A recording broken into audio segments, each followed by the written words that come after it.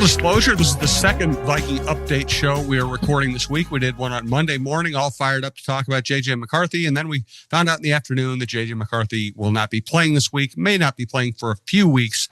To summarize what we were talking about yesterday, yeah, we're down on J.J. McCarthy the way he has played thus far. I think John and I had a slight difference of opinion on how quickly you would move on to Wentz. Now that point is moot because they are moving on to Wentz out of necessity. Another fascinating decision and highlights a crucial time of the season for this team already. This is the Viking Update Show. It's presented to you by OnX Hunt, and it's coming to you from the Aquarius Home Services studio. Scott for Aquarius, where we make home services easy. Summer's wrapping up and those cold, crisp mornings are on the way. Is your furnace ready for the change of seasons? Upgrade now with 36 months 0% financing and stay comfy from the last warm afternoon to the cold winter ahead. Beat Mother Nature at her own game. Schedule your free estimate at AquariusHomeservices.com. Financing based on credit approval. Aquarius, earning the right to be recommended.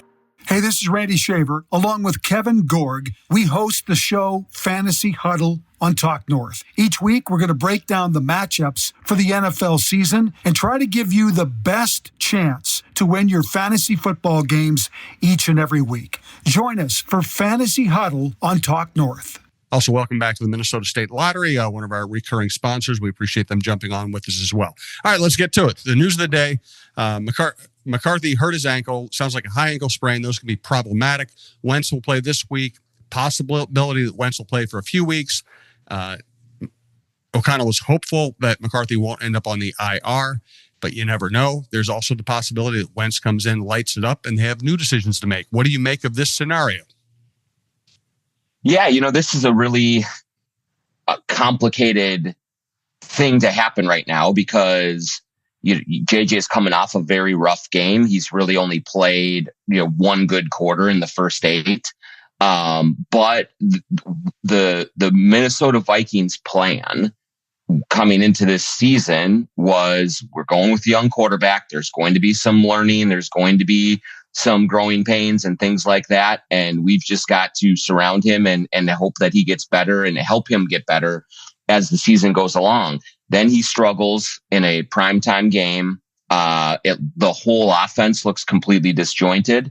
And then you also have this injury come up. So now not only do you have the question about when he is going to be healthy again, but now we get into what if Wentz plays well? What if he doesn't play well and Brosmer comes in and plays well? There's just, because McCarthy hasn't just kind of come out of the gates completely firing, it just makes this a much trickier situation to navigate over the next several weeks and months, as you're trying to have a team that gets into contention and is a playoff team. So, I don't know if it's a worst case scenario because it is just an ankle sprain, but it certainly is not going to be straightforward here for the next several weeks. No, there are ways this could work out. Maybe, I mean, we've seen Randall, hey, I remember being in St. Louis when Brad Johnson got hurt. Randall Cunningham stepped in and leads them a 15-1 record in the NFC Championship game. I personally, because I have a high regard for Brad Johnson, the way he played, and he later won a Super Bowl, I kind of believe that Brad Johnson might have given him a better chance to get to the Super Bowl that year, but Randall had a spectacular regular season. We've seen Wade Wilson lead a playoff run as a backup. We've seen Case Keenum do it. It does happen. And Wentz, it would be full circle for him because he was the pending MVP in 2017, before he got hurt, and then his career has not been the same. I'll full disclosure, people I talk to around the league, people I talk to who cover the league, there haven't been a lot of positive things said or thought about Carson Wentz since that injury. Obviously, at that time, it didn't matter what his personality was like or anything else because he was just playing great. I haven't heard great things. This is his last best chance to prove he's a starter in the league, to prove he's a leader. Nothing that has been said about him to date will matter if he comes out and plays well and leads well. Yeah, I mean, this is the real opportunity here. It feels, if this goes on and works out for Carson Wentz, it feels a little Baker Mayfield-y. Like, Baker was hanging on by a thread when he got to Los Angeles, to the Rams, to Sean McVay. Got a little bit of an opportunity there, looked good. And at that time, I don't think that he was the same sort of issue personality wise that Carson Wentz was, but there was kind of questions about, professionalism, like how he goes about things. Can he do this, at this level consistently? And then he goes to Tampa Bay and now he looks great. And he's really taken a hold of that job and that team and become the franchise quarterback. And, Carson Wentz has all of the physical ability of Baker Mayfield. It's just like Will being in this environment with this coaching staff, with these weapons around him, this is his last best chance. And so I think he will play with an urgency. He should be kind of humbled and on his best behavior and ready to step in the lead. But he's got to recognize that this is a real chance for him to recapture a starting caliber role in the league, whether it's here for the foreseeable future or, do enough to open the eyes of other teams to give him another chance next year, assuming the Vikings go back to McCarthy. So this is a very big opportunity, and we'll just have to see how he handles it. He's John Krawczynski from The Athletic. I'm Jim Souhan from the Star Tribune. John also does the John Krawczynski Show. I came up with that name here at TalkNorth.com. This is TalkNorth.com. We have the best sports lineup in town, great analysts, great personalities. We also have great outdoor content. Please check it out. Subscribe when you find a show you like. We're doing some of our shows on YouTube. Others are either at TalkNorth.com or on your favorite podcast app.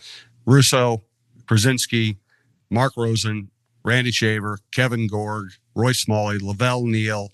I could go on, but you get the idea. We have great people, and we appreciate you listening. I'm glad you brought up Baker Mayfield.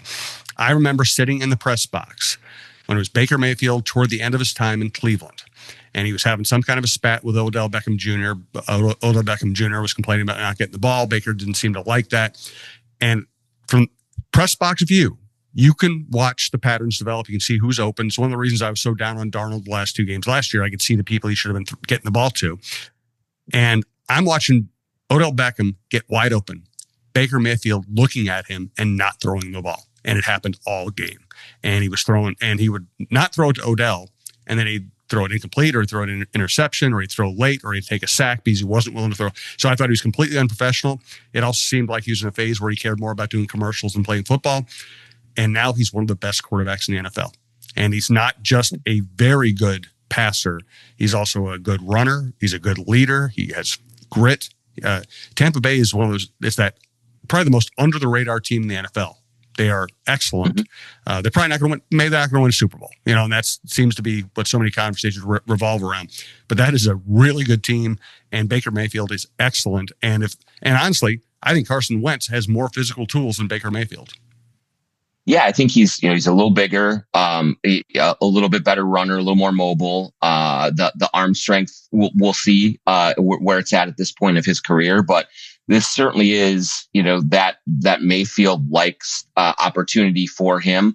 And I'll also want Vikings fans to consider Baker Mayfield in the context of JJ McCarthy as well. Like, I know that a lot of fans were really convinced after the loss on Sunday night that McCarthy's not the guy, that this is not going to work, and another draft mistake by Kwesi and all this. But I mean, sometimes young quarterbacks need time to grow into the position, to figure things out, to understand all of the nuances that go with it, all of the timing and all of those things. And so when you play a young quarterback, as we kind of talked about in the show that we lost to history, you sign up for the roller coaster, and it's going to be tough, and it's not every week is going to be pretty. And so there's going to be an element of patience that has to become involved here. And again, we'll see how it all plays out with Wentz or how this goes forward.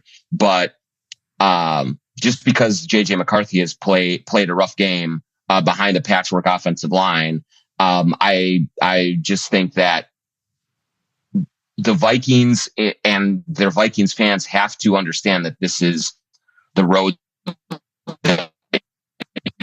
travel on with a young quarterback like this. Bumps, there's going to be obstacles, and you're going to kind of have to stick with it a little bit. Yes, well said. And let's be honest. You said that Viking fans are fired up after the Chicago game. Well, let's be honest about the fan mentality. Viking fans were ready to stop watching football for the rest of their lives until the fourth quarter. Then they wanted J.J. McCarthy, wanted, I don't know, 44 long. Is that the Hall of Fame, measurement for his jacket? I mean, when do we have the ceremony? Jared Allen, we could have moved Jared Allen out of there at halftime on Sunday and move J.J. in. And then, by second quarter against the Falcons, they were ready to get rid of him and bring back Sam Darnold. I mean, so you grew up here. I've been here for 35 years. I came here to cover the Vikings. We all understand that fans are going to react, and they're allowed to. They're fans. They can do whatever they want. You and I have to be a little more rational about this. J.J. McCarthy shouldn't have been benched through 3 quarters in Chicago. He shouldn't have been elected to the Hall of Fame after the fourth quarter, and he shouldn't be, benched regardless of circumstance after one really bad outing on national TV. But it's going to be – here's the thing. Everybody can dream about the guy stepping in and being great right away, and occasionally it happens, like with Jaden Daniels.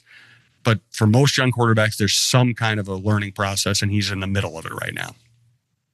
Yeah, he is. And it will, I am very intrigued to see what happens on Sunday with Wentz, because I do think that there is a possibility that just having an experienced quarterback in there, the offense could look much different. There just could be a smoother kind of gait to it. There could be a little bit more that opens up for Kevin O'Connell, for Justin Jefferson, for everyone else, by having Carson Wentz as just someone who has been in that spot, who has processed things, who knows how to play the position and knows where the ghosts are and where the real concerns are. And so that is a real possibility. And it wouldn't be the first time. It certainly wouldn't be the first time.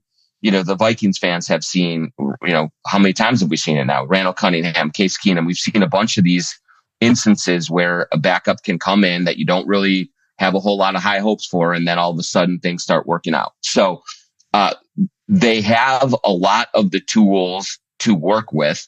And now, if you have a more veteran signal caller who is just maybe a little bit more, can process things a little bit quicker, it might work out for them.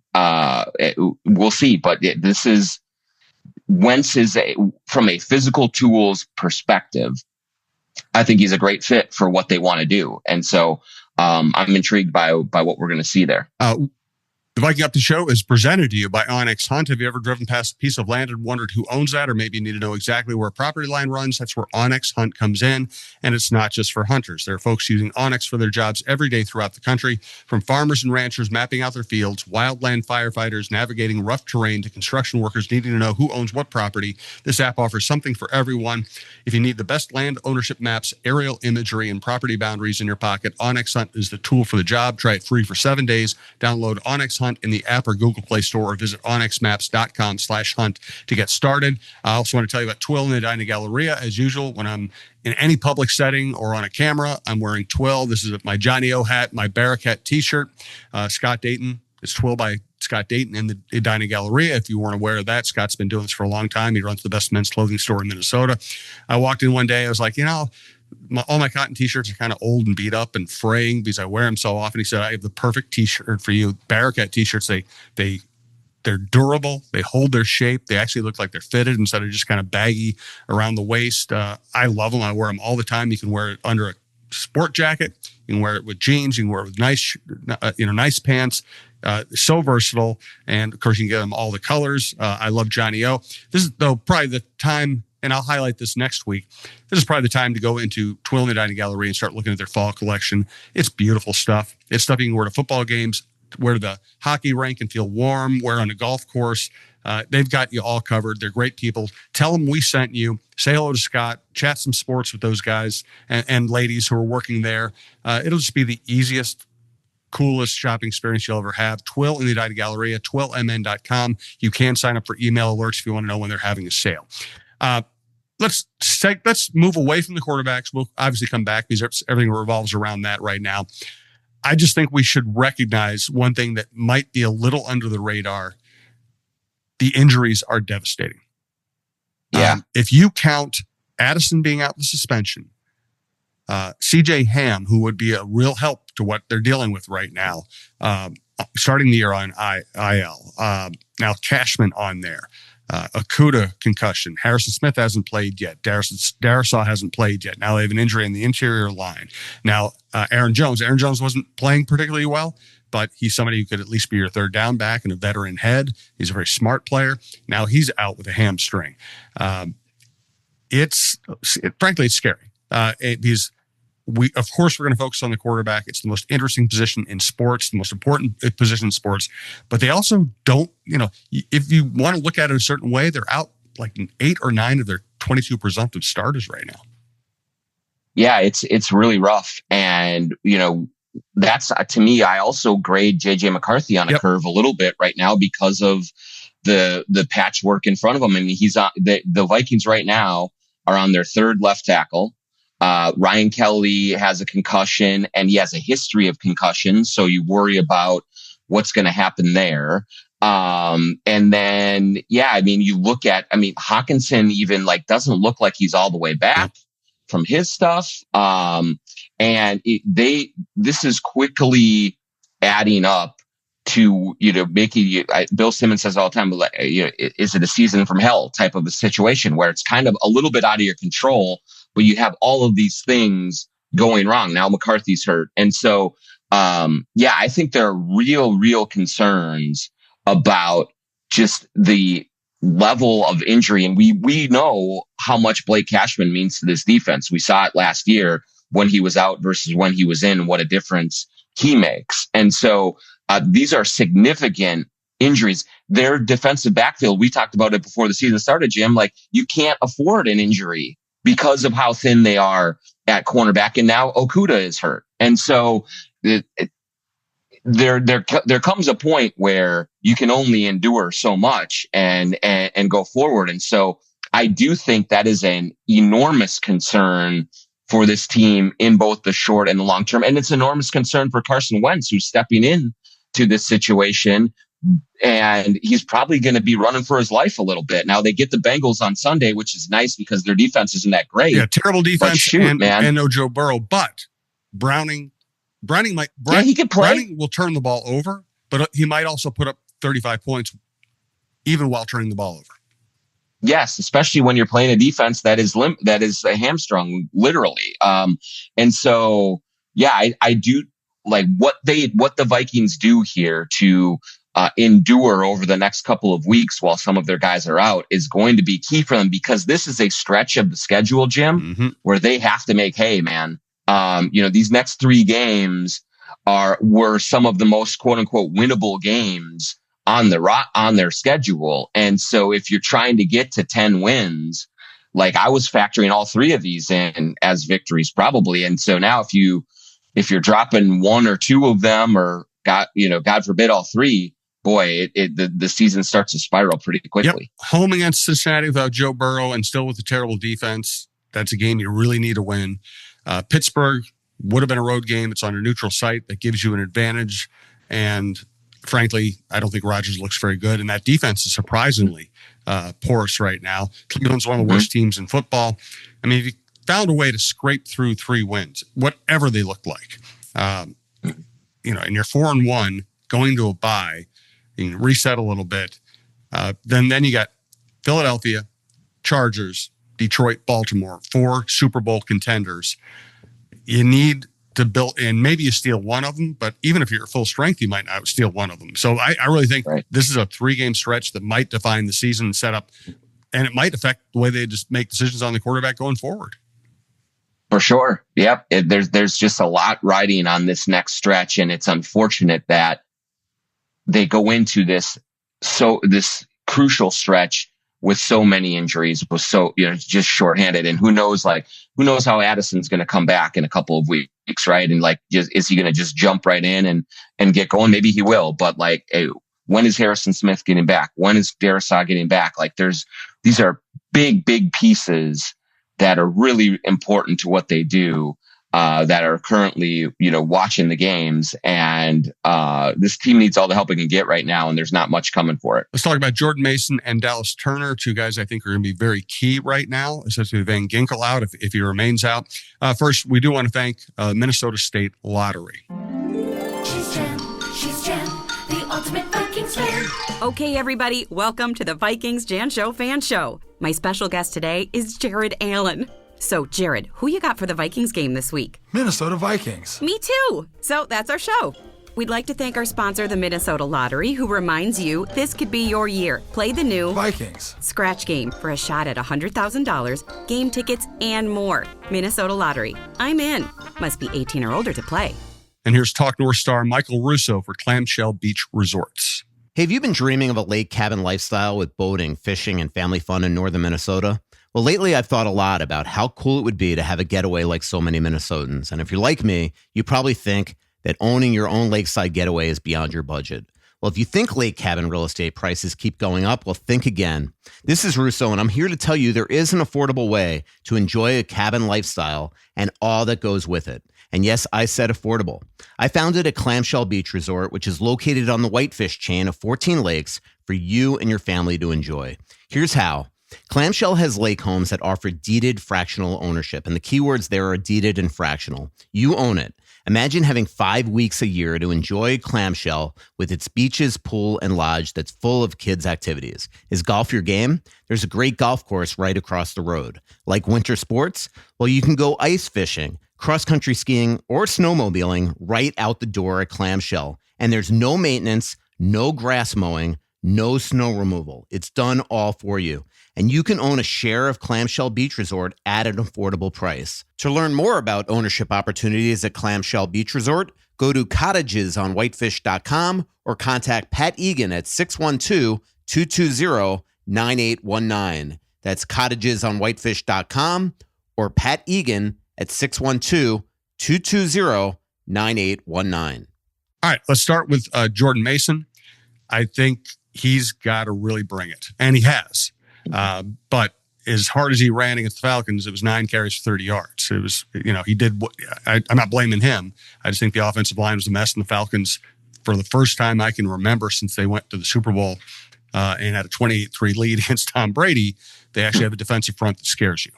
So that was partly matchup based, but I think they're going to have to lean heavily on Jordan Mason, at least being a threat that allows Wentz to play to use play action to not just be dropping back all the time and getting his bell rung.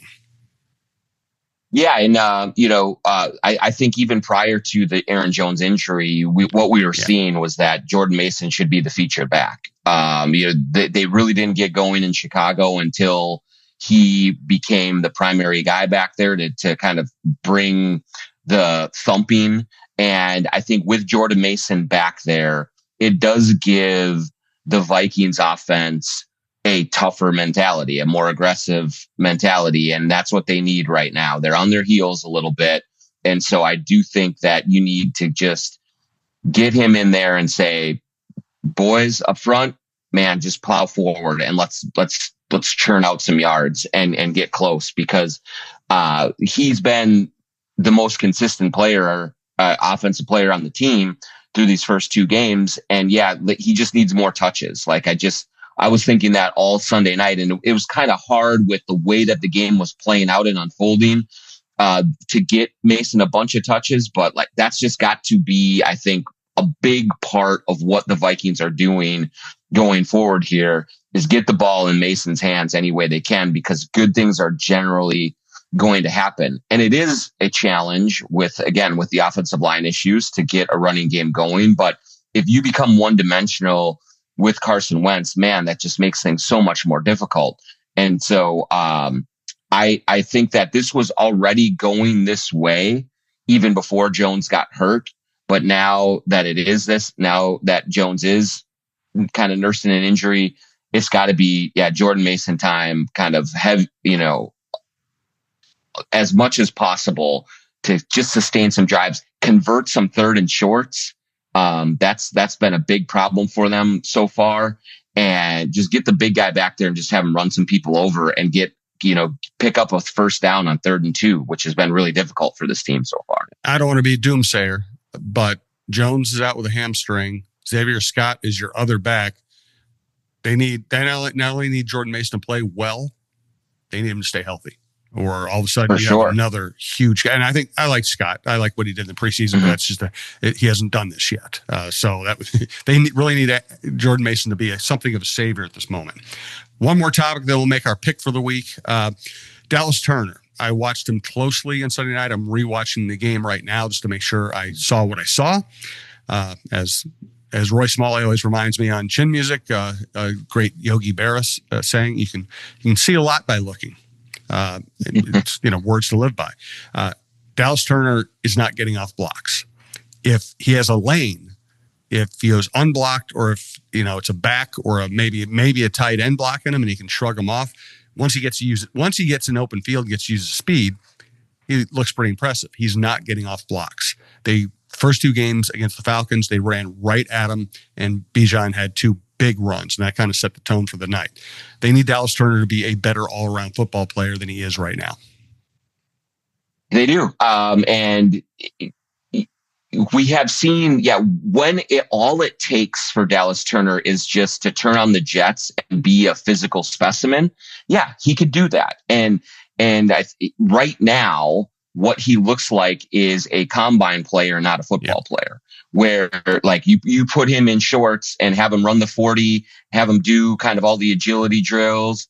And then you look at everything that he does. But when he needs to think the game, when he needs to play some chess out there, when he needs to deal with the blocking schemes that are coming at him and dissect it, and when he needs to read plays, man, he just looks lost out there. There's nothing that he has done so far that has been impressive other than closing quickly on a quarterback when he's got a free run at him.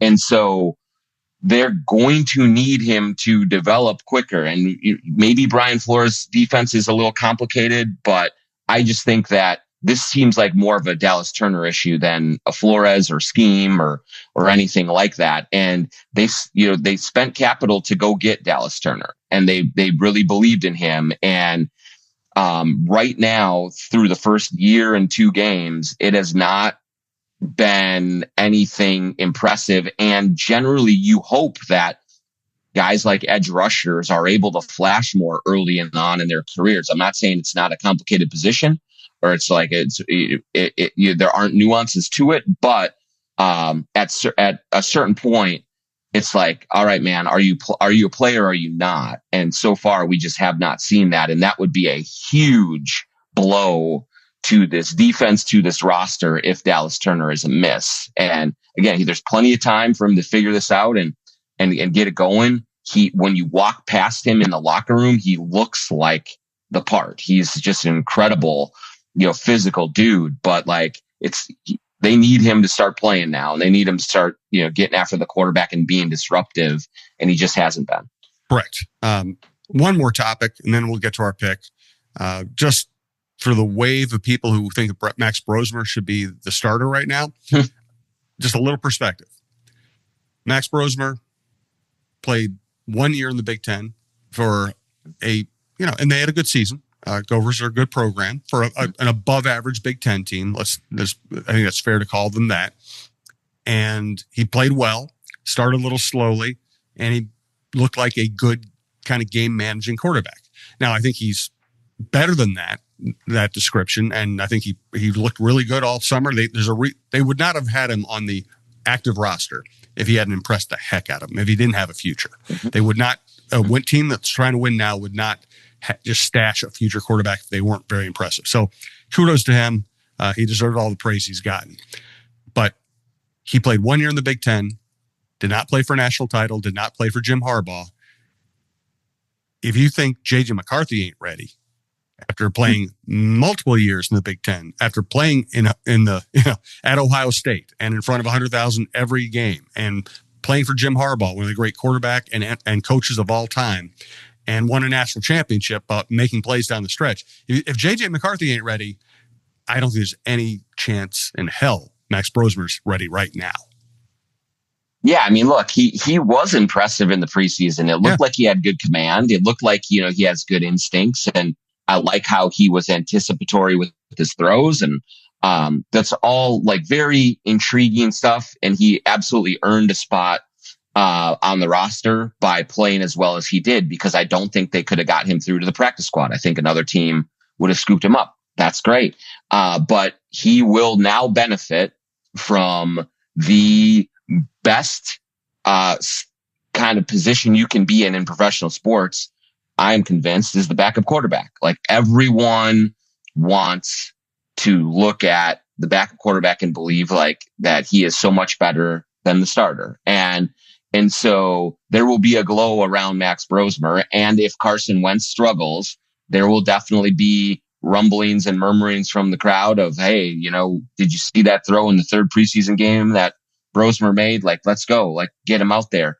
But yes, I think that there needs to be a realistic idea from fans about what Max Brosmer has done and what he still needs to do to get ready. Maybe he is the next Brock Purdy. Maybe he will eventually be the guy who usurps everyone and plays. But if you think that, and if you think you are, if you're that high on Brosmer as, a potential future starter in this league, then you want to slow play it. You don't want to rush him out there. You don't want to throw him out there behind a leaky offensive line and just kind of throw him to the wolves before he is ready, because that can be really damaging. So yes, I would say that the hope for Vikings fans right now should be that Carson Wentz settles in and does enough to kind of hold down the fort. And then you have a decision to make when JJ McCarthy is ready to go again. And that, again, it could be a couple of weeks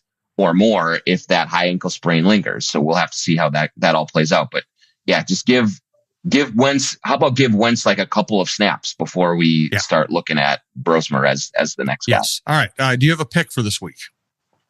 Or I can go first if you need a second.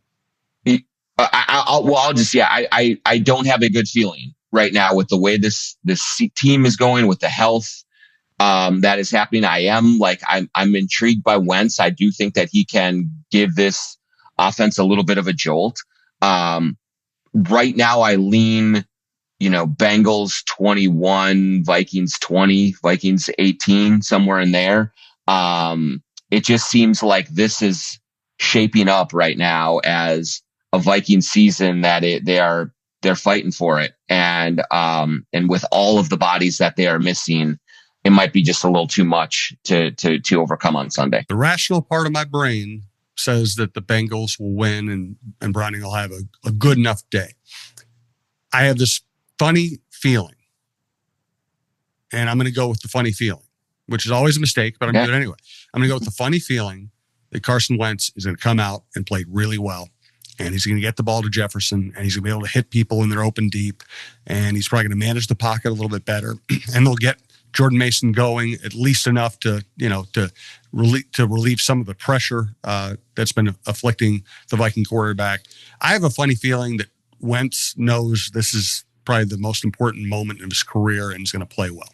So I'm going to take the Vikings in a wild game. I'm going to say like 31-29 Vikings. Okay. Yeah. I mean, it's entirely possible. My one real concern about Wentz is less about ability, less about, him being settled in, but he wasn't with the team in the preseason. Like, he has not played kind of meaningful football in a while. And so is there going to be some rust he works through? But we have seen it before where, Bull Durham, don't think, just throw, just get out there and let it fly. And I do think that he is more capable of, a Josh Dobbs level type of just pull the rabbit out of your hat and just let it fly, play on instinct.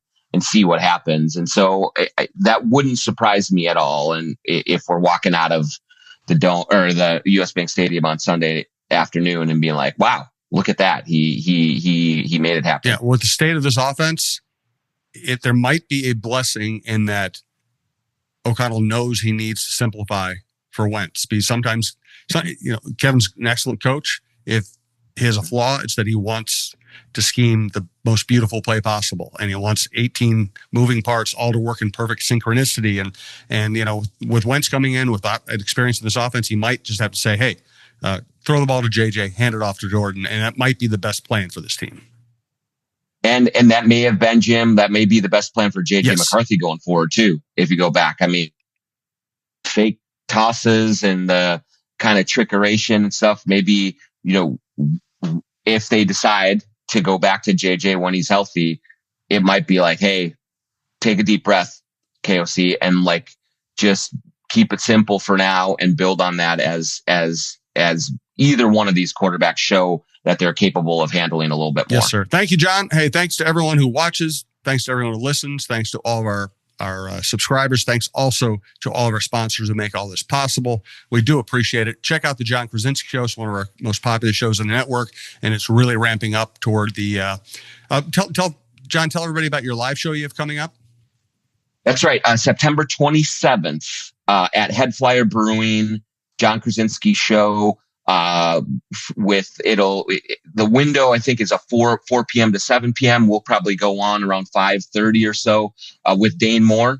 And we'll be previewing the Timberwolves season. Training camp opens 2 days after that.